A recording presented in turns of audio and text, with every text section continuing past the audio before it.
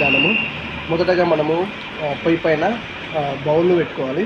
దాంట్లో bowl heat అయిన తర్వాత మనం ఆయిల్ వేసుకోవాలి. మొదటగా ఆయిల్ వేసుకున్న తర్వాత దాన్ని కొంచెం ఆయిల్ వేసుకున్నాక లైట్ బ్రౌన్ కలర్ వచ్చే వరకు మనము ఆ ఆయిల్ని హీట్ చేయాలి, వెయిట్ చేసుకోవాలి. వెయిట్ చేసుకున్నప్పుడు అది హీట్ అయిందా లేదా అని తెలియడానికి మనం ఏం చేయాలంటే ఒక పోపు గింజను దాంట్లో వేయాలి. ఆ పోపు గింజ ఇమీడియట్గా కలర్ షేడ్ అయిందనుకో జీలకర్ర ఆవాలు కొన్ని సరిపడంతా వేసుకుందాం మనము. దాంట్లో వేసుకున్నప్పుడు గరిటెతోటి ఇలా దాన్ని కదపాలి. తర్వాత మనము ఆనియన్ వేయాలి.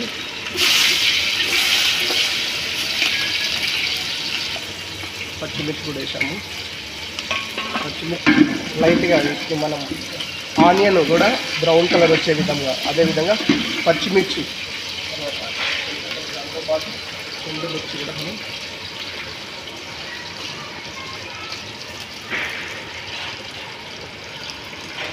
మనం ఏది చేసినా అలా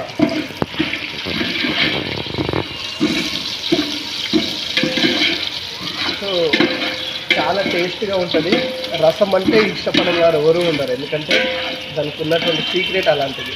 సో మీరు కూడా మమ్మల్ని చూసి ట్రై చేయండి. రసం, దీని పేరు చింతపండు రసం అంటారు. సో మీకు తెలుసు అనుకుంటా చింతపండు. సో పుల్లగా ఉంటుంది. అది చింతపండుతో పాటు కొద్దిగా టమాటాలు కూడా మనం యాడ్ చేయాలి.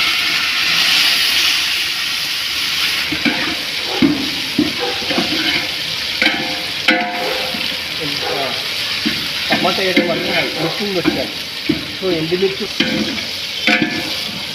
కూడా మనం యాడ్ చేస్తున్నాం. ఒక స్పూన్ మాత్రమే, ఎక్కువ వేయడం వల్ల ఏంటంటే అది చేదుగా ఉంటుంది కనుక తక్కువ వేయాలి. ఒకటి వేసుకోవడం చెప్పడం ఒకటి. ఇప్పుడు మనము దాన్ని అయిన తర్వాత మనము చింతపండు ఏదైతే కలుపుకొని పక్కన పెట్టుకున్నామో దాన్ని మనం పోసేస్తున్నాం.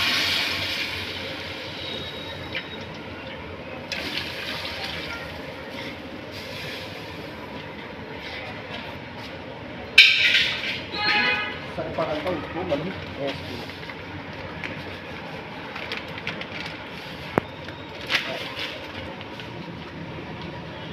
కారము మనము అలా స్టార్ట్ చేయి. కారము మనము తినే పర్సనాలిటీ బట్టి కొంతమంది ఊర్లలో ఎక్కువ తింటారు, సిటీ కల్చర్లో కొద్దిగా తక్కువ తింటారు. కాబట్టి మనం ఎక్కువ మంది కాబట్టి కొంతమంది కారం తింటారు, కొంతమంది